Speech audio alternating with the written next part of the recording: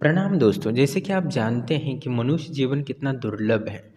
कितनी मनुष्य जीवन प्राप्ति के लिए वृक्ष बनना पड़ता है। वृक्ष बनने के बाद हमारी समाज या प्रकृति के लिए ऑक्सीजन और शाकाहारी प्राणियों के लिए भोजन बनना पड़ता है। तब वो जो पुण्य इकट्ठा होता है तब वो आगे जाके द्विइंद्रिय प्राणी बनता है। बैक्टीरिया, वायरस या कीड़े मकोड़े बनता है। उसके बाद कहीं प्रकृति की सेवा करने के बाद, करोड़ों सालों के बाद, करोड़ों जन्मों के बाद, अनेकों कीड़े मकोड़े बनने के बाद तब प्राणियाँ बनने लगते हैं, पशु पक्षी बनने लगते हैं। उसके बाद बहुत सारी पशु पक्षी बनने के बाद सेवाएँ देते हैं। सेवाएँ कैसे देती है? जैसे पक्षी होती है, वो क्या करती है कि एक फल खाती है, तो जो वो फल का बीज कहीं और डाल देती है, तो वहाँ से एक वृक्ष उत्पन्न होता है। उस वृक्ष उत्पन्न होने से वहाँ की जो आत्मा होती है, आत्मा कह सकते हो, या ब्रह्म तत्व की ऊर्जा होती है, जीवात्मा होता है, उसको वृक्ष होने का सौभाग्य मिलता है। तो वो एक प्रकार से वृक्ष उत्पन्न करने वाली पक्षी होती है, ऐसा कह सकते हैं, जिससे कि वो पुण्य मिलता है। और हमारे शास्त्रों में भी वर्णित है कि वृक्ष लगाने से भी पुण्य मिलता है और ब्रह्मलोक तक प्राप्त होने की संभावनाएं होती है। तो कहने का तात्पर्य ये है कि आप जितना पुण्य करते हैं तभी मनुष्य जन्म हमें मिलता है। तो उस पुण्य इकट्ठा होता है सेवा करने से, प्रकृति की सेवा करने से। प्रकृति में जो प्राणी पक्षी है, जो भी जीव है, उसकी सेवा करते हो तो आपको पुण्य मिलता है। तो उसके बाद अंतिम इतना पुण्य इकट्ठा करने के बाद करोड़ों अरबों साल साल के बाद अरबों जीवात्माओं के जीवन लेने के पश्चात मर जी कर फिर मर के कितना बार मरना पड़ता है और वो पीड़ा को सहन करना पड़ता है। कितना बार कीड़े मकोड़े के ब्रह्म गर्भ में जाना पड़ता है, वहाँ के दुख दर्द को सहन करना पड़ता है, फिर मरना पड़ता है, तभी दर्द होता है। तो इतने सारे होने के बाद, अनंत पुण्य इकट्ठा होने के बाद मनुष्य जीवन मिलता है। तो इस मनुष्य जीवन को सफल बनना होता है तो अधर्मी लोगों का संसार में होना बहुत ही दुखदायक बनता है और हमारे धर्म के कार्य में बाधा डालते हैं। बहुत सारे अधर्मी लोग होते हैं, उनको बुद्धिहीन होते हैं, उनमें पशुता के गुण होते हैं, उनमें वासना होती है और क्रोध और लालच होता है, जिस कारण जो सामान्य लोग होते हैं, जो मोक्ष की प्राप्ति की लालसा रखते हैं, उनमें वो धर्म कार्य में बाधा डालते हैं। जैसे आजकल भी वो अधर्मी लोग ज़्यादा है, तो कोई राम मंदिर प्रतिष्ठा करनी हो तो भी दिक्कत आती है, कोई यज्ञ करना हो तो भी दिक्कत आती है। तो बहुत सारे अधर्मी लोग होने के कारण जो धर्म के मार्ग पर जाके अपनी आत्मा को शांति और मोक्ष प्रदान करना चाहते हैं, उनके लिए दिक्कत सामना हो जाता है। अधर्मी लोग होने से जो धर्म के लिए जो सहयोग होना पड़ता है, यज्ञ करके अपनी आत्माओं को शांति दिलाना पड़ता है, वो जो कार्य है उसमें रुकावटें डाले जाते हैं। तो इसीलिए पुराणों में, शास्त्रों में वर्णित होता है कि जो भी व्यक्ति अधर्मी होता है वो उसको जान से मारने का विधान है। उसका विधान का पालन किसको करना होता है? कि राजा को करना होता है। राजा को हम जो टैक्स देते हैं उसके मतलब ये है कि कोई भी समाज जो टैक्स देता है, इसका मतलब है कि राजा का कर्तव्य बनता है, क्योंकि राजा को इतनी सुख सुविधा इसलिए दी जाती है क्योंकि अधर्म की वो नाश कर सके और धर्म की स्थापना कर सके। इसलिए कृष्ण भी राजा हुए थे। जो जो अच्छे अच्छे धर्म की स्थापना के लिए राजा का सहयोग होना ज़रूरी है, और इसीलिए ईश्वर ने कभी भी जन्म लिया है तो राजा के गर्भ में ही लिया है, और जिसकी सारी सुख सुविधाएं मिलती है, और जो भी करना चाहिए वो धर्म का स्थापित कर सकते हैं। जैसे गौतम बुद्ध का अवतार हो, या कृष्ण का हो, या राम का हो। तो कहने का तात्पर्य है कि राजा का बड़ा कर्तव्य होता है समाज के लिए। अब मोक्ष के लिए आप साधना कर रहे हो, ये ज़रूरी है, धर्म के मार्ग पे जाना ज़रूरी है, उतना आपका राजा भी उतना ही धार्मिक और सत्यनिष्ठ और मोक्ष को जानने वाला भी होना ज़रूरी है। इसलिए राजा का चुनाव धर्म के अनुसार ही किया जाता था। तो जो अधर्मी लोग हैं उनका नाश करने का काम ही राजा का होता है। जो धर्म के मार्ग पर जाकर मोक्ष को प्राप्ति करना चाहते हैं, अपनी साधना और भजन को, यज्ञ को संपन्न करके मोक्ष और शांति प्राप्त करना चाहता है, इस करोड़ों अरबों जन्मों के पश्चात उनको एक मनुष्य जीवन मिला है, उसको सफल बनाना चाहता है, उनकी रक्षा करने का काम राजा का परम कर्तव्य होता है। और इस कर्तव्य का पालन नहीं करता तो निश्चित ही राजा पाप का भोगी बनता है। तो राजा को प्राण भी देना पड़े तो प्राण देना चाहिए, पर उनकी रक्षा करना परम कर्तव्य होता है। इसलिए मरने के लिए भी उनको हर समय तैयार होना होता है। ये राजा का और क्षत्रिय धर्म का कर्तव्य होता है, क्योंकि जो मोक्ष को प्राप्त करना चाहते हैं उनको जीवन के लिए सुखपूर्वक जीने के लिए सब सुविधा देने का कर्तव्य भी राजा का ही होता है। तो इसीलिए हमारे चारों धर्म थे। तो अभी क्या हुआ है कि जो अन्यायपूर्ण व्यक्ति है उनके साथ ही राजा मिले हुए मंत्री होते, वो गुंडों और जो होते हैं दुष्ट लोग, अन्याय करने वाले, धन के लालच में उन्हीं का साथ देते हैं। और जो धर्म के रास्ते जाने वाले, जो मोक्ष को प्राप्त करना चाहता है, परम सत्य को जानना चाहता है, उसके लिए कोई रास्ता ही नहीं है। राजा उनके लिए कुछ कर ही नहीं रहा।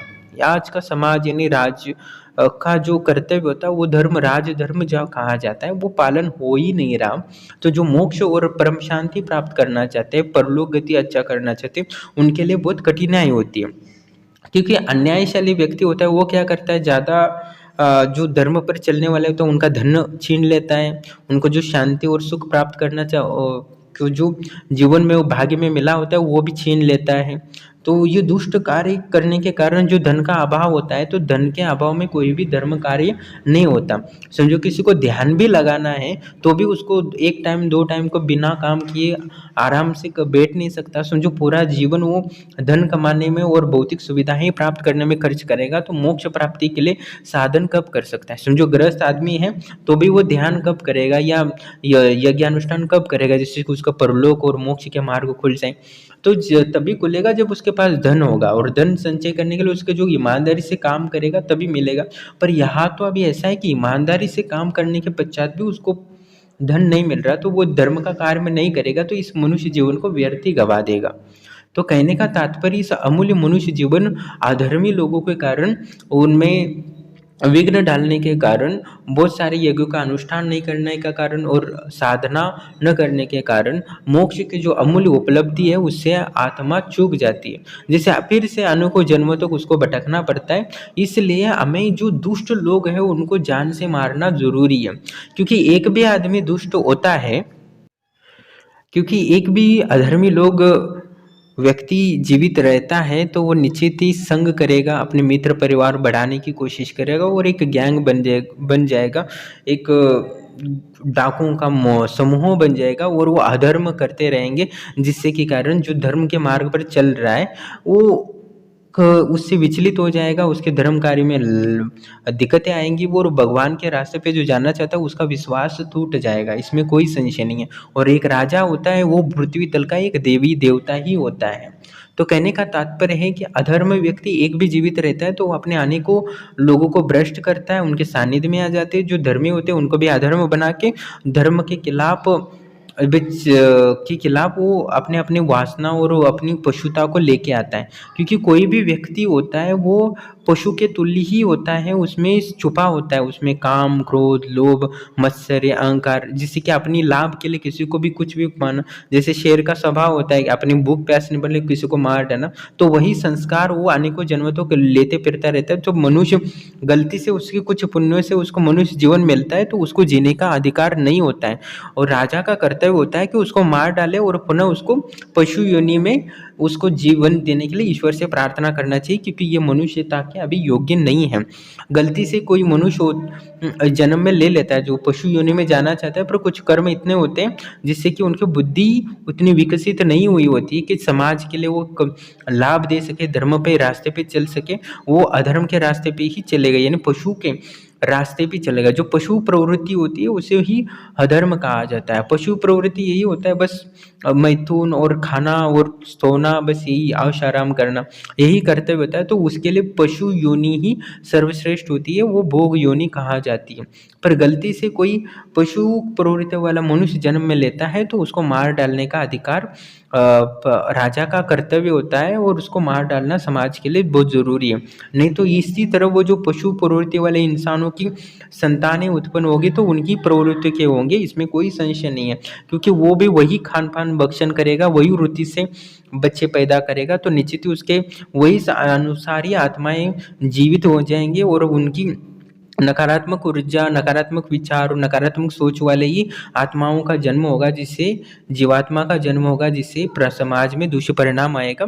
और जो धर्म के स्त्रियों को भ्रष्ट करेंगे तो निश्चित ही उनसे पुत्र उत्पन्न होंगे, वो भी अनाचार ही फैला करेंगे, इससे कि अधर्मी लोगों का संख्या बढ़ जाएंगी। तो समाज और में जो धर्म के मार्ग पे चल के परम शांति और परम ज्ञान को प्राप्त करना चाहते हैं, परम आनंद को प्राप्त करना चाहते हैं, आनंद अनुभूति समाधि प्राप्त करना चाहता है, जिससे मैं हर वीडियो में बोलता हूँ कि आनंद अनुभूति समाधि प्राप्त करना जीवन का परम लक्ष्य है, उसमें परम ज्ञान है, उसमें जो प्राप्त आगे जाना चाहते हैं उनमें दिक्कतें आती हैं। तो इसीलिए जो जो अधर्मी लोग हैं आपके जीवन को परेशान कर रहे हैं, आपको आनंद अनुभूति समाधि में बाधा डाल रहे हैं, आपके धर्म कार्य में बाधा डाल रहे हैं, आपकी ईमानदारी से काम करने में दिक्कत कर रहे हैं, उसमें फल में जो प्राप्त हो रहा है उसको छीनने की कोशिश कर रहा है, तो निश्चित ही आपका कर्तव्य है कि उसको दंड देना या उसको मार देना। पर वर्तमान समय में ऐसा कोई राजा नहीं है जिसे कि इसी न्याय मिल सके इसी समय में, क्योंकि मनुष्य जीवन में न्याय मिलना बहुत ज़रूरी है। बाद में तो अनेकों जन्म है, पर आपको वास्तव में मोक्ष और शांति और परमानंद प्राप्त करना है, तो इसी जीवन में न्याय भी प्राप्त करना जरूरी है, इसलिए राजा के पास जाना भी कर्तव्य होता है। पर आजकल तो राजा है ही नहीं है जो धर्म को जान सके, जो मोक्ष को महत्व दे सके, तो इस वजह से मारण प्रयोग करके उस अपने जीवन से हटाना ही उसके लिए योग्य होता है। कोई जीवन में ऐसे बहुत सारे हमारे जीवन से जुड़ जाते हैं जो पशु प्रवृत्ति वाले होते हैं, हम उनका कुछ भी बिगाड़ नहीं पाते, क्योंकि हम ऐसा उनके पास ज़्यादा ताकत होती है, उनके पास ज़्यादा पैसा होता है, उनके सानिध्य में ज़्यादा अधर्मी लोग होते हैं, तब उनसे हम लड़ नहीं पाते। तब हमारी धन की शक्ति, हमारी शारीरिक शक्ति और हमारे जो कानून की व्यवस्था होती है उसकी शक्ति वो कम पड़ जाती है और न्याय मिलना मुश्किल है। तब हमें तंत्र का मार्ग उपलब्ध है जो मारण प्रयोग भी कर सकते हो, तब हमारे जीवन को सुयोग हो सके, क्योंकि अधर्मियों लोगों को, पशु प्रवृत्ति लोगों को मार डालना बहुत ज़रूरी है, क्योंकि जो वो राक्षस प्रवृत्ति वाले होते हैं, वो पशु प्रवृत्ति वाले होते हैं, वो एक नहीं अनेकों जीवन को खतरे में डालेंगे, क्योंकि अनेकों के वो संगत को बिगाड़ देंगे, इसमें कोई संशय नहीं है, उनको इंद्रिय तृप्ति की ओर लेके जाएगा और समाज एक दिन भ्रष्ट हो जाएगा, जैसे आजकल भ्रष्ट हो रहा है। तो इसीलिए मैं कहने का तात्पर्य है कि आपके जीवन में कोई ग्रहण जैसा बन रहा है तो उसको मार देना चाहिए, उसमें कोई पाप आपको नहीं लगेगा। तो कहने का तात्पर्य यही है कि मैं परम शांति और परम आनंद की हमेशा बात करता हूँ, पर कुछ लोग ऐसे होते हैं जो समाज के लिए कलंकित होते हैं, दुष्ट होते हैं, उनको मारना ज़रूरी है। इसलिए मैंने मारण प्रयोग में भी उसके पक्ष में हूँ कि जो दुष्ट है उनको जीने का अधिकार नहीं, वो गलत कार्य करते हैं, एक बार मौका दे सकते हैं, 2 बार, तीसरी बार मौका देने की ज़रूरत नहीं है, उनको सीधा मार देना चाहिए। आप ये नहीं सोचिए कि उनके छोटे छोटे बच्चे हैं, उनके माता पिता हैं, उनकी पत्नियां हैं, वो सोचना आपका कर्तव्य नहीं है। दुष्ट लोगों का मारना ही, उनको नष्ट करना इस पृथ्वी से परम कर्तव्य होता है, क्योंकि धर्म की स्थापना के लिए वो जरूरी है। आप धर्म के लिए कार्य नहीं करोगे तो ईश्वर आपको, या जो धर्म का कार्य है, अनंत जीवों का कल्याण का मार्ग अवरुद्ध हो जाएगा। अधर्म को बढ़ता है, जितना अधर्म बढ़ेगा उतना ही दुख संसार में बढ़ेगा, क्योंकि आप जो धर्म से चलने वाले हैं, सत्य पे चलोगे तभी मोक्ष मिलेगा, तभी यज्ञ का फल मिलेगा। पर कोई वैसा समाज में सारे लोग अधर्मी कर रहे हैं, सारे लोग रिश्वत ले रहे हैं, सारे लोग रिश्वत दे रहे हैं, तो आप बिना रिश्वत दिए कोई भी काम नहीं करा पाओगे, आपका काम रोक देंगे, तो किसी को कुछ फर्क नहीं पड़ेगा कि आपका काम हुआ कि नहीं। जो आपका गृहस्थ जीवन का समस्या है वो सुधरेंगे नहीं, आपको भौतिक सुविधा लाभ नहीं होंगी, आपको भौतिक जो साधन संपत्ति चाहिए, 2-3 का अन्न वस्त्र निवारा, वो नहीं मिलेगा, तो सही से आप भजन नहीं कर पाओगे, अपना गृहस्थ धर्म निभा नहीं पाओगे, संन्यास ग्रहण करोगे तो भी आपको अधर्मी लोग मिलेंगे, तो आपको सहयोग नहीं करेंगे, ना उनको पुण्य का लाभ होगा, ना आप यज्ञ कर पाएंगे, तो इससे अधर्मी लोग बढ़ते जाएंगे और आपका कोई किसी को मुक्ति नहीं मिलेगी। तो हमारे धर्म को बचाना क्यों ज़रूरी होता है? क्योंकि वो परम शांति के लिए, परम मोक्ष प्राप्ति करने के लिए ज़रूरी है। नहीं तो हम अनंत अनंत अनंत पशु योनि में, अनंत पक्षी योनि में, अनंत जड़ तत्वों के लिए भटकते रहेंगे और कभी भी हमें परम शांति और परम मोक्ष नहीं मिलेगा। इसलिए धर्मी लोगों की संख्या बढ़े और धर्म लोग हैं उनका नाश करना बहुत ज़रूरी है। इसलिए क्षत्रिय धर्म का निर्माण किया है और इसका अभी क्षत्रिय धर्म का जो पालन नहीं कर रहा है कोई, इस वजह से अधर्म बढ़ रहा है, और अधर्म बढ़ने का कारण यही है कि क्षत्रिय धर्म कोई पालन नहीं कर रहा है। तो जिनको कर्तव्य था वो अभी निभा नहीं रही है, तो हमें ही अभी अपने हाथ में तलवार लेना जरूरी है, उसका बोलते हैं तंत्र, मारण प्रयोग। तो हमारे जीवन में भी कोई कलंक बन रहा है तो उसको नष्ट करना जरूरी है, जिससे कि हम परम शांति से अपने धर्म का अनुसंधान कर सके और धर्म की मार्ग पर चल के परम शांति और परम मोक्ष प्राप्त कर सके। तो कहने का तात्पर्य यही है कि आपके जो भी आश्रम से जुड़े हैं, कभी भी आपको लगता है कि ये मेरे जीवन के लिए, मेरे परिवार के लिए बहुत ही दुखकारक हो सकता है, कष्टमय हो सकता है, उस व्यक्ति का बता सकते हैं, उसका मारण प्रयोग करके मैं आपको साधना मार्ग विधि दे दूंगा, जिससे कि आप उसको नष्ट कर सकते हैं या आप करा भी सकते हो। क्योंकि एक आनंद अनुभूति समाधि प्राप्त व्यक्ति का कार्य यही है कि जो पीछे छूटे हैं, जो चाहते हैं कि परम शांति के बाद भौतिक उपलब्धि करके अपने मोक्ष मार्ग को प्राप्त कर सके, उनका कार्य करना। क्योंकि मैं जो परम आनंद गुणगुति का साधना का अनुभव करता हूँ, वो धर्म की रक्षा हुई है इसीलिए करता हूँ। चाणक्य ने, शंकराचार्य ने अपनी बलिदान नहीं दिया होता जीवन का, तो कभी भी मुझे उस आनंद अनुभूति समाधि के बारे में पता नहीं चलता, और ना पता चलता तो मैं कभी हिमालय या उत्तरकाशी नहीं जाता, और उत्तरकाशी नहीं जाता तो कभी भी मैं गुरु से नहीं मिलता, और गुरु से वो परम आनंद की अनुभूति ना प्राप्त होती। तो कहने का तात्पर्य यही है कि चाणक्य ने इतने लोगों की बलिदानी ली हुआ या कुछ धर्म के लिए किया, वो सत्ता के लिए नहीं किया, वो मोक्ष प्राप्ति के लिए अनंत जीवों के लिए किया है। तो हमें हमेशा ऋणी रहना चाहिए। अनेकों जो राजपूतों ने अपना धर्म की रक्षा के लिए, सिखों ने अपने धर्म की रक्षा के लिए बलिदान दिया, उनका मैं हमेशा ऋणी महसूस करता हूँ। तो वीडियो बनाने का और समझाने का यही कारण है कि मोक्ष मार्ग और आनंद अनुभूति समाधि या परम शांति और परम सत्य का मार्ग के लिए किसी का बलिदान देना या किसी को मारना ये पाप नहीं हो जाता, वो पुण्य का ही कार्य होता है। क्योंकि अनगिनत जीव जो दुखमय हैं, विपरीत हैं, भ्रष्ट हैं, अज्ञानी हैं और भटक रहे हैं, उनको शांति तभी मिलेगी जब परमानंद अनुभूति समाधि प्राप्त होगी। तो दुष्ट लोग हैं, उनको मारना हमारा कर्तव्य होता है। क्योंकि आज राजधर्म हो या क्षत्रिय धर्म नष्ट हो चुका है, तो उस पर अभी कुछ कर नहीं सकते हैं। क्योंकि अभी जो वर्तमान में लोकतांत्रिक है, उसमें जो नियम है, उसमें से जो अन्यायी लोग हैं उनके पास ज़्यादा ताकत आती है, और जो धर्मी लोग होते हैं उनके पास कुछ ही नहीं आता। तो भौतिकता में जो धन की सत्ता है, धन की उपलब्धि हो या बल हो, वो सारा कुछ अधर्मियों के पास ज़्यादा है, तो इसलिए उनका पगड़ा ज़्यादा है। तो इसलिए हमें ईश्वरीय देवी ऊर्जाओं का ही यूज करना पड़ता है धर्म की रक्षा के लिए। तो कहने का तात्पर्य कि मारण प्रयोग करना कोई गलत कार्य नहीं होता जब आप सही धर्म के रास्ते हो। तो इसीलिए गौतम बुद्ध हो या कृष्ण के जब अवतार हुए तो भगवद गीता में स्पष्ट रूप से अर्जुन को आदेश दिया कि जो अधर्मी लोग हैं उनको जान से मार दो। ये ना सोचो कि तुम्हारे माँ बाप हैं, पिता हैं, या अपने भाई बंधु हैं, या चाचा हैं, चाची हैं, या चाची के बच्चे हैं, कुछ है, ऐसा मत सोचो, सीधा मार डालो। ये अन्यायकारी होंगे, नहीं तो अनंत जीव जो उत्पन्न होंगे आगे जाके वो अधर्मी बनेंगे। क्योंकि अधर्मी लोगों के पुत्र होते हैं वो अधर्मी होते हैं, वो सिर्फ अपनी इंद्रिय तृप्ति के लिए जीते हैं। और जो मोक्ष का साधन करना चाहते हैं, धर्म का परम शांति चाहते हैं, उनके लिए वो हानिकारक हो जाते हैं। इसलिए जो भी आपको कभी भी लगे परेशान करने वाले, तो आप आश्रम के नंबर पे संपर्क कर सकते हैं, जिसने कि अपने अमूल्य मनुष्य जीवन को बचा सको। क्योंकि आप उनके अधर्मी लोगों से लड़ते लड़ते रहोगे, आप उनका शोषण का शिकार होते रहोगे, तो अभी भी आप भौतिक सुविधाओं का लाभ नहीं ले पाओगे। अपने आध्यात्मिक के लिए जो धन इकट्ठा करना है, धर्म के लिए जो धन इकट्ठा करना हो, अपने मोक्ष के लिए, शांति के लिए जो कार्य करने हैं, उसमें यज्ञ अनुष्ठान आप कदापि नहीं कर पाओगे। इसलिए इन लोगों से बचने के लिए मारण प्रयोग भी करना पड़े तो कर सकते, इसमें कोई संशय नहीं है। जो आपके जीवन के लिए, भविष्य के लिए खतरा हो सकता है, उसको मार देना ही सही है। वो पशु तुल्य है, पशु का बलि देना ही सर्वस्व होता है, इसमें कोई संशय नहीं है। तो कहने का तात्पर्य यही है कि जो पशु वृत्ति वाले लोग हैं उनको इस पृथ्वी में जीने का अधिकार बिल्कुल भी नहीं है, और शास्त्रों में यही है। और जो धर्म के लोग हैं उनके लिए सुरक्षा का काम क्षत्रिय धर्म करने वाले थे, वो तो अभी है नहीं है। तो मारण प्रयोग भी आपको समय पे सीख लेना चाहिए मंत्र को। जो भी आश्रम से आजीवन जुड़े हैं तो वो मेरे से मंत्र ले सकते, विधान ले सकते हो। आपको करने में कोई दिक्कत होती तो आश्रम से भी शक्ति को इसके द्वारा करा सकते हो, जिससे कि इस जीवन को आप सही से धर्म में लगा सको।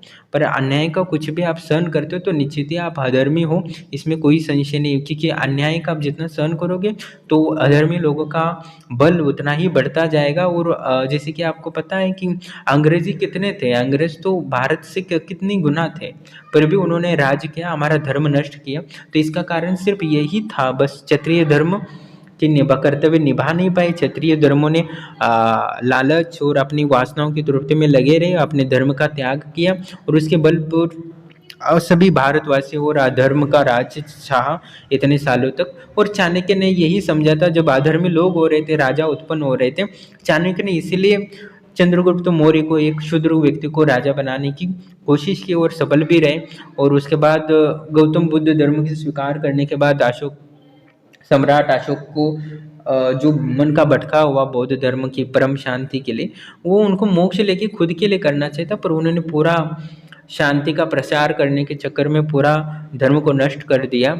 भले ही सम्राट अशोक की बहुत तारीफ करते हो, पर मुझे तो उनसे उतना कुछ लगाव नहीं लगता। भले वो जीते हो युद्ध पर, अपनी ताकत अपनी ईश्वरी शक्ति का समाज के लिए आप लाभ नहीं दे रहे हो तो आप अधर्मी हो, इसमें कोई संशय नहीं है। आपका कर्तव्य है कि आप मोक्ष मार्ग के आगे बढ़ो और साथ ही जो मोक्ष मार्ग को प्राप्त करना चाहते हो उनके सहयोग करो। तो इसीलिए सभी को कल्याण इसी में है कि परम शांति और परम आनंद की प्राप्त कर सको, क्योंकि आत्माओं की कमी नहीं है। करोड़ों परमात्मा के अंश इतने हैं कि समाज की सोचो मत कि ये मर रहा है इसको मार रहा हूँ।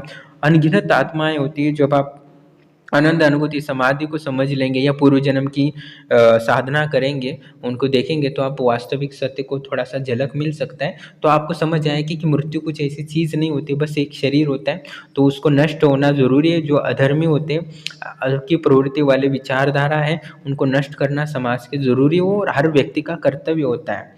तो ईश्वर ने मुझ पे इस पर आनंद अनुभूति समाधि या मेरे गुरु ने इतना कुछ कृपा करके मुझे ये प्राप्त किया है, तो वो कहीं ना कहीं वो चाणक्य हैं, कहीं ना कहीं वो शंकराचार्य है। उन्होंने अपना जीवन का बलिदान दिया, अपने यज्ञ और धर्म की रक्षा की, उस वजह से मैं उस आनंद अनुभूति को प्राप्त कर चुका हूँ। नहीं तो मैं भी आपकी तरह ही आनंद भटकता रहता अपनी इंद्रिय तृप्ति के लिए, अपने परिवार के लिए वो संघर्ष करता रहता। और अज्ञानी लोग और जो अधर्मी लोग हैं, अन्याय करने वाले लोग हैं, उनका शोषण में भी बनता रहता। तो इसलिए मैंने कहने का तात्पर्य है कि धर्म को स्थापित करना हर व्यक्ति का कर्तव्य है, और इसके लिए मारण प्रयोग हो तो भी कर सकते हैं, इसमें कोई बड़ी बात नहीं है। तो वर्तमान ये नहीं है कि समाज में हिंदू धर्म चल रहा है तो मैं इसको मारूं उसको मारूं। आप आपके रास्ते के लिए जो बाधा बन रहा है उसको हटाना जरूरी है। आप पहले पूर्णता प्राप्त करो। आप बिना धर्म को जाने आप धर्म की रक्षा करोगे तो वो अधर्म ही होगा। जैसे आजकल के हिंदू धर्म के लोग हैं, धर्म को तो कुछ जानते नहीं है, ना कोई मंत्र जप करते हैं, ना उनको मोक्ष की इच्छा है, ना उनको परलोक की गति सुधारना है। उनको बस अपना धर्म देखना है और वो स्टेटस लगाते हैं, ये लगाते हैं, वो लगाते हैं, उनका कोई मतलब नहीं है, वो अधर्मी है। वो मुसलमान जैसे ही है उनमें, और मुसलमान और हिंदू धर्म में हिंदू वाले जो लोग हैं उनमें कोई फर्क नहीं है। जो धर्म को जानता है वो आनंद अनुभूति समाधि प्राप्त करता है, और परम सत्य को जानने के बाद समाज को वो देने की कोशिश करता है, वही धर्म है। तो धर्म को अधर्म को समझना भी ज़रूरी है, और जो अधर्मी लोग हैं उनका नष्ट करना ज़रूरी है। तो जैसे मुसलमान लोगों में बोला है अधर्मी लोगों को नष्ट करना है, तो इसका मतलब ये नहीं काफिरों को नष्ट करना है। जो पशु प्रवृत्ति वाले लोग हैं, जो धर्म के लोगों पर अन्याय करते हैं, उनको नष्ट करना ज़रूरी है, ये लिखा है। तो वो मुसलमान लोग काफिरों को ही नष्ट करते हैं, यानी अधर्मी दूसरे धर्म के लोगों को मारते हैं। यानी उसकी जो मन बुद्धि वाले लोग हैं, पशु प्रवृत्ति वाले, वो धर्म का ही सहारा लेके अधर्म फैला रहे हैं। तो उसमें मुसलमान भी हैं, हिंदू धर्म भी है, और इससे पहले भी ईसाई लोगों ने भी बहुत सारा पहले उनका जब हुआ था अज्ञानी, वहाँ भी बहुत सारे आंदोलन किए, बहुत सारे पहले के धर्म थे उनको नाश किया। मूर्ति पूजक था जर्मनी में, ग्रीस में जो मूर्ति पूजक थे, या रोमन साम्राज्य थे, उससे पहले साम्राज्य था जो मूर्ति पूजा करता था, वो ईसाइयों ने बहुत सारे षड्यंत्र करके वहाँ से धर्म को हटा दिया और अपना धर्म स्थापित किया। तो जो बेवकूफ़ लोग हैं वो अज्ञानी हैं, वही अधर्मी लोग हैं, इसमें कोई संशय नहीं है। जो धर्म की इच्छा नहीं रखते तो वो पशु प्रवृत्ति वाले लोग हैं, उनका नाश होना ज़रूरी है। वो नाश नहीं होंगे तो जो मोक्ष और परम शांति प्राप्त करना चाहते हैं उन सभी जीवों के लिए कष्टदायक होगा, क्योंकि बहुत सालों तक, अरबों सालों तक बहुत सारा कष्ट सहन करने के पश्चात मनुष्य जीवन मिला है, और उसका आप सही से उपयोग नहीं होगा तो निश्चित ही सब लोग दुख में सड़ेंगे। बहुत अनेकों दुख, अनेकों सालों तक दुख का कारण हम बनते रहेंगे एक दूसरे को। तो इसलिए दुख का कारण ना बने, हमारा अनेकों जन्म है, क्योंकि मनुष्य जीवन एक नहीं है। हाँ चलो ठीक है, अभी वो अन्याय कर रहा है, वो पाप कर रहा है, हमें क्या, पर वो पाप कर रहा है कहीं ना कहीं आपके बच्चों, आपके आगे जाके जीवन को प्रभावित कर रहा है। आपका धन चीज़ समाज में क्या धन जितना है उतना ही रहेगा, वो छीन लेगा, वो ब्लैक मनी रखेगा तो निश्चित ही आपके जीवन प्रभावित होगा, महंगाई बढ़ेगी और उससे आपको जीवन परिवर्तित होगा। जो आप धन अपने आध्यात्मिक धर्म कार्य के लिए, यज्ञ के लिए, अपनी परम शांति और ध्यान लगाने के लिए खर्च करना चाहते थे, वही धन आपकी इंद्रियों के भूख प्यास मिटाने में ही खर्च हो जाएगा। तो बाकी का जो ऊर्जा है वो क्या कर पाएंगे। तो पूरा जीवन सिर्फ अपना शरीर को भूख और प्यास और रिश्तेदार के निभाने में ही चला जाएगा। तो बाकी की ऊर्जा आप धर्म में कब लगा पाओगे, और नहीं लगा पाओगे। इसलिए इस अन्यायपूर्ण लोग हैं उनका नाश होना ज़रूरी है। ठीक है, आप समाज में बहुत सारे लोग हैं तो सबका तो नाश नहीं कर सकते, पर आपके जीवन के लिए जो हानिकारक है उसको नष्ट करना ज़रूरी है। तो तब तक नष्ट करना चाहिए जब तक वो पूरी तरह नष्ट ना हो जाए। तो बहुत सारे लोग मुझे बोलते हैं कि आप इतना अज्ञानी वाले बात करते हो कि आप इतना आनंद अनुभूति समाधि का एक वीडियो में डालते हो, दूसरी आप मारण प्रयोग के वीडियो डालते हो, और ऐसा क्रोध वाले वीडियो डालते हो जिससे कि लगता है कि उसको मार ही डालोगे तुम। ऐसे बहुत सारे लोग मैसेज करते हैं मुझे। तो कहने का तात्पर्य है कि मैं उन्हीं के लिए ये वीडियो बनाया कि अज्ञानी लोग जो दुष्ट है उनको मारना चाहिए, उसमें कोई संशय नहीं। आपके जीवन को प्रभावित कर रहा है तो उसको मार देना चाहिए, मार देना चाहिए, इसमें कोई पाप नहीं लगता है। जो पशु है ज़्यादा से मरेगा तो उसके बाद वो पशु योनि में जन्म होगा उसका। तो गलती से पशु में जन्म लेना होता है, पर कभी कोई थोड़ा ज़्यादा पुण्य हो जाता है तो मनुष्य जन्म लेता है। तो ऐसे व्यक्तियों को राजा का करते होता है कि मारना। अब राजा तो है नहीं है, तो राजा तो रक्षा आपका कर नहीं पाएगा, क्योंकि राजा को आप कर भी नहीं दे रहे हो।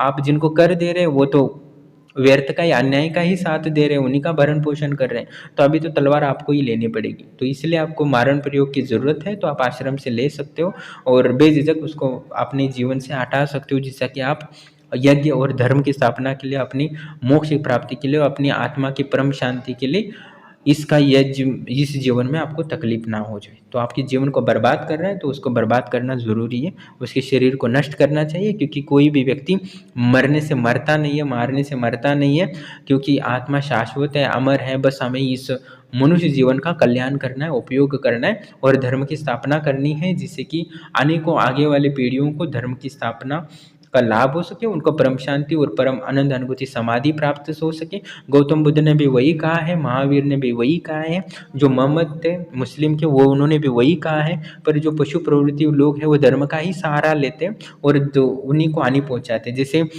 धर्म के लोग होते हैं वो ज़्यादा पाखंडी होते हैं और ज़्यादा लालची भी होते हैं, धन का इकट्ठा करते हैं, भोग विलास करते रहते हैं। आपने कई वीडियो देखे होंगे, राम रहीम जैसे हो, आसाराम से हो, या बहुत सारे लोग अपने पद का दुरुपयोग करते, धर्म का ही सहारा करते। और ज़्यादातर क्या बोलूँ कि जो मैंने त्रिकालदर्शी बनाए थे समाज के लिए, धर्म का प्रचार के लिए, उन्होंने ही त्रिकालदर्शी का सिद्धि वासना तृप्ति के लिए किया, लड़कियों को पटाने के लिए यूज़ किया और साथ ही अपनी धन की लालसा पूर्ण करने के लिए किया है। तो उन्होंने ये ना समझे कि मैं उनको छोड़ दिया, उनको तल तल तल तल कर मारना ही मेरा कर्तव्य है। मैं दूसरों को सलाह देता हूँ तो मैं क्यों उससे पीछे हट सकता हूँ। तो जिन्होंने ब्रह्मलोक आश्रम से सिद्धियाँ ली हैं और दुरुपयोग किया है उनको तो मरना निश्चित है। और जो आगे सिद्धियाँ लेते और धर्म का प्रचार ना करके अपनी कर्तव्य का पालन नहीं करता और सिद्धियाँ लेकर अपनी इंद्रिय तृप्ति में लगा जाता है, ये जानकर भी कि मैंने मना किया है, नियमों का अनादर करता है, तो उसको भी मरना निश्चित है। तो इस साफ बात है, जो आगे सिद्धियाँ लेना चाहते हैं उनके लिए भी, और जो सिद्धियाँ प्राप्त कर चुके हैं और वो अधर्म का साथ देंगे तो उनका नाश कर होगा ही होगा, इसमें कोई संशय नहीं। या तो प्रकृति करेगी या आश्रम की शक्तियाँ करेगी, नहीं तो है ही को ना कुछ पुतली तो बनाना ही पड़ेगा किसी ना किसी का। तो कहने का तात्पर्य यही है कि मैं जो सिद्धियाँ देता हूँ वो ईमानदारी से देता हूँ, पूरा 100% आपको देता हूँ। तो उस सिद्धियों का सदुपयोग करें, धर्म के प्रचार के लिए करें, इंद्रिय तृप्ति या अपने लालच की पूर्ति के लिए कभी भी सिद्धियों का यूज ना करें। क्योंकि मैं सभी जो गुप्त रहस्य होते हैं प्रकृति के वो सारे आपको मैं बताता हूँ, विश्वास करके कि आप सही से करेंगे कि इसका सिद्धि का। और वचन भी देते, बहुत सारे लोगों ने वचन दिए थे कि मैं अन्न क्षेत्र खोलूँगा, ये खोलूँगा, मैं धर्म का प्रचार करूँगा, वो करूँगा, और सिद्धि मिलते उन्होंने वो मुंह मोड़ लिया और अपना, यहाँ तक कि मेरा नंबर भी ब्लॉक कर दिया। उसके बाद तो उनको मारना निश्चित था। तो जो मुझे गलत बोलते हैं वो कमेंट कर सकते हैं कि आप सही क्या हो, आपके मुद्दे रख सकते हो, मैं उसके लिए आगे का वीडियो बनाऊंगा। हाँ, पर आपके जीवन के लिए कोई तकलीफ बन रहा है, आपके सुखी जीवन या शांतिपूर्ण जीवन को तकलीफ बन रहा है, तो आप निसंकोच आश्रम से संपर्क कर सकते हो। आपको आश्रम की शक्तियाँ उससे रक्षा करेंगी, अब उनका उच्चाटन करेंगी, या तो उद्वेशन करेंगी, या तो आपको वो नहीं हो सकता तो उनका मारण भी कर सकती है। तो आश्रम की शक्तियों पर वो विश्वास करें, क्योंकि 200 साल से जो हमारे दादा गुरु ने शक्तियों को इतना पावरफुल बनाया है और उन मेरे गुरु ने बनाए हैं, उसके बाद मेरे पास आया है। तो जो भी शिक्षा दी है मैं वही आपको बता रहा हूँ, क्योंकि अ, अनंत तपस्या के बाद अनंत इस परम ज्ञान की उपलब्धि होते हैं, मैं अभी भी ऋणी महसूस करता हूँ। यहाँ तक मैं गुरु की जितनी ऋणी महसूस करता हूँ, उससे कहीं ज़्यादा मैं चाणक्य और शंकराचार्य और हमारे धर्म के लिए बलिदान देने वाले लोगों का ऋणी करता हूँ, क्योंकि वो ना होते तो मुझे उस आनंद अनुभूतियाँ और परम ज्ञान और परम शांति और जो परम आनंद का अनुभव मैं करता हूँ 24 घंटे, वो मुझे कभी भी नहीं प्राप्त होता सकता। तो मेरा कर्तव्य बनता है कि मैं ऋणी तभी चुक पाएगा जो परम ज्ञान मुझे उपलब्ध हुआ है गुरु के द्वारा। तो मैं ऋण तभी सम यानी मेरी गुरु दक्षिणा तभी पूर्ण होगी जब धर्म के लिए मैं अच्छा जीवन व्यतीत करके कुछ स्थापना कर सकूँ, धर्म के लिए जो जीना चाहते हैं उनके लिए कुछ कर सकूँ। तो कहने का तात्पर्य है कि धर्म बहुत इम्पोर्टेंट है, जो आप सोच समझ नहीं सकते, क्योंकि समझने की क्षमता आप में अभी नहीं है। तो उस समझने के लिए आपको गुरु का सानिध्य करना ज़रूरी है, उस धर्म को जानने की ज़रूरत है। इस्लाम धर्म हो, बौद्ध धर्म हो, जैन धर्म हो या ईसाई धर्म हो, उसको जानने की ज़रूरत है। नहीं तो उनका जो अंधे जैसे लोग हैं, जो आतंकवादी है या है, वो निश्चित ही आपको गलत जगह लेके जाएंगे। हिंदू धर्म के भी कुछ साधु संत हैं जो वो भी गलत है, वो हिंसा सिखा रहे हैं। हिंसा और अहिंसा और धर्म की रक्षा, इसमें बहुत फर्क होता है। जो पशु है उनको तो मारना जरूरी है, जो राक्षस है मनुष्य रूप में उनको जरूरी है, इसमें कोई संशय नहीं है। पर आपको पहले अपनी जो मन बुद्धि आत्मा को परमात्मा में बनाना है, आपको खुद पहले राम बनना है, तब उसके बाद राम के धर्म की रक्षा करनी है। तो कहने का तात्पर्य ये है कि उस परम सत्य को जानना जरूरी है, परम वास्तविकता क्या है, और आनंद जो करोड़ों पशु योनि से मुक्त होना है, हमने जो वासना में जीवन है, प्रवृत्ति है, उसको नष्ट करके एक परम दिव्य और परम सत्य और परम ज्ञान है उसको उपलब्ध करना जरूरी है। आप उसको प्राप्त नहीं कर रहे हो तो आपका जीवन व्यर्थ हो जाएगा, जो आनंद हो और करोड़ों दुखों का कारण, और कभी भी शांति नहीं मिलेगी और रसातल पे ही जाएंगे। जो अधर्मी लोग हैं उनको तो जाना ही जाना है, उनको भगवद गीता में भी स्पष्ट रूप से लिखा है, जो अधर्मी लोग हैं उनको तो जाना ही जाना है। तो वो बहुत सारे लोगों को अधर्मी बना के इस पृथ्वी को छोड़ेंगे, इससे अच्छा है कि उनको नष्ट करो। तो कहने का तात्पर्य यही है। तो इसलिए इस मारण प्रयोग का उद्देश्य होता है, और मारण प्रयोग का उपयोग कब करना चाहिए, क्या नहीं करना चाहिए, ये मैंने समझाने की कोशिश किया है। हाँ, मेरे से कोई सिद्धि लेके अधर्म करेगा तो वो निश्चित ही बहुत सारे दुखों का नहीं, उसका तो जीवन ही व्यर्थ है। तो कोई भी साधना करना चाहता है, ये ना सोचो कि मैं सिद्धियाँ प्राप्त करके अधर्म को जाके इंद्रियों की तृप्ति करूँगा और आराम से जीऊँगा, तो असत्य है। आप जो सोच रहे हैं ऐसा हो नहीं सकता। तो इससे अच्छा आप कहीं और किसी और से आप दीक्षा या साधना ले सकते हो। मेरे से कोई साधना दीक्षा लेके ज्ञान लेके अधर्म का एक भी कार्य नहीं कर सकता, ठीक है ना। मैं शिष्य को कोई अधर्म में देख सकता हूँ, अधर्म में चले जाएगा तो उसका नाश तो निश्चित है, स्वयं उसका मैं मारण प्रयोग करूँगा, इसमें कोई संशय नहीं है। तो जो अधर्म के बहुत सारे कॉल आते हैं, बस उनको सिर्फ अपनी वासना की तृप्ति करनी है, अपने अधर्म को आगे बढ़ाना है, तो निश्चित ही आप गलत जगह आ रहे हो, और मेरे कॉल करने की आपको ज़रूरत नहीं है। आपको कभी उससे विशेष धन के लाभ होने की ज़रूरत, हाँ, ये आश्रम से जुड़ोगे, आप सही से धर्म के अनुकूल कार्य करोगे, सिद्धि का उपयोग करोगे, तो आपको करोड़पति क्या अरबपति भी बन सकते हो, इसमें कोई संशय नहीं है। पर उसके लिए जो तरीका है, नियम है, उसका पालन करना ज़रूरी है। और कोई व्यक्ति है जो पिछले त्रिकालदर्शी साधु के जैसे था कि मेरे से सिद्धि लेके आराम से सोचेगा कि मैं बहुत सारा पैसा कमाऊँगा, बहुत सारा भोग करूँगा स्त्रियों का, और मैं एंजॉय करूँगा, और मैंने जो वचन दिए आश्रम की शक्तियों को लेते समय उनका पालन नहीं करूँगा, तो व्यर्थ का सोच रहे हैं, और अभी भी कुछ भी करो। ऐसे लोग आश्रम से बिल्कुल भी ना जुड़ें, जो अधर्म का साथ देना चाहते, सिद्धियों का दुरुपयोग करने की इच्छा रखते हैं, और क्योंकि फालतू का आप मरोगे। क्योंकि मेरे पे मैं तो किसी पे रहम वगैरह खाता नहीं हूँ, दया तो बिल्कुल मैं करता नहीं हूँ किसी पे। तो निश्चित ही जो चाहते हैं, भले ही आपको सिद्धियों में जो ज्ञान दे रहा हूँ वो सही से देना चाहता हूँ, जो अच्छे लोग हैं उन्हीं को देना चाहता हूँ, अधर्मी लोगों को मैं दे नहीं सकता। और कोई यूज करता है दुरुपयोग मेरी सिद्धियों का, मेरे ज्ञान का, तो निश्चित ही उसका नाश होना निश्चित है, इसमें कोई संशय नहीं है। तो जो भी सोच रहा है तो सही हृदय से समाज का कल्याण चाहते हो, धर्म की रक्षा चाहते हो और अपना कल्याण चाहते हो, अपनी भौतिक उन्नति, आध्यात्मिक उन्नति चाहते हो, तो वही लोग जुड़े, बाकी लोग आश्रम से ना जुड़े। आपको विनती है और आपका जीवन अच्छा हो यही चाहता हूँ। तो बस जो अधर्मी लोग हैं वो मुझसे ना जुड़े। मुझे कोई धन की ज़रूरत नहीं है, मुझे ना धन की लालसा है, ना मेरा कोई परिवार है। समाज और ईश्वर इसके अलावा मेरा कोई, मैं किसी का कल्याण चाहता नहीं हूँ और ना। और जो भी आश्रम से जुड़ने के लिए जो भी दान करता है वो उसी के कल्याण के लिए होता है। उसके जो मन, बुद्धि, आत्मा पर जो पशु तत्व होता है उसको नष्ट करने के लिए ही यूज़ किया जाता है। जो यज्ञ किया जाता है उनके जो अंदर मलिन विचार हैं, मलिन विचारधारा है, मलिन संस्कार है, मलिन जो प्रवृत्तियाँ हैं, जो उसको आनंद अनुभूति समाधि के बाधा बन सकते हैं, विघ्न बन सकते हैं, बीमारियों का कारण बन सकता है, धन का हानि बन सकती है। जो ऐसे कर्म दोष है जिसके कारण उसको धन बाधा दे रही है, दारिद्र्यता दे रही है, बीमारियाँ दे रही है, उसी को नष्ट किया जाता है। और जो जितना देता है उसका उसके लिए उतना ही यज्ञ किया जाता है और उसको उतना ही लाभ होता है। इसमें मेरा कोई लेना देना नहीं है, ना मुझे इससे कोई 1 रुपया भी मिलता है।